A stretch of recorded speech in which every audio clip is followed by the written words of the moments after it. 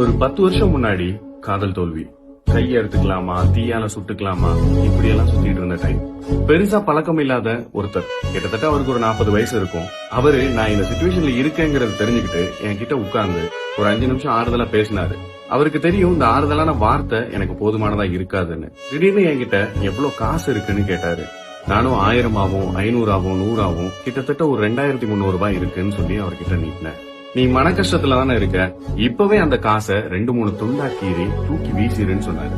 நான் ஒரு செகண்ட் யோசிச்சேன், 2300 ரூபாய் இல்ல.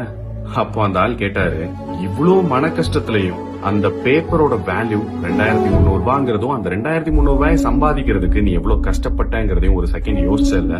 விலை மதிக்க முடியாத இந்த உடம்பையும் உன்ன இந்த உலகத்துக்கு கொண்டு வந்த அப்பா அம்மாவையும் மறந்து யாரோ ஒருத்தர் உன்னை ஏமாத்திட்டாங்கிறதுக்காக நீ உன்னோட மனசையும் உடம்பையும் வேதனைப்படுத்திக்கிறது எந்த விதத்துல நியாயம்னு கேட்டாரு.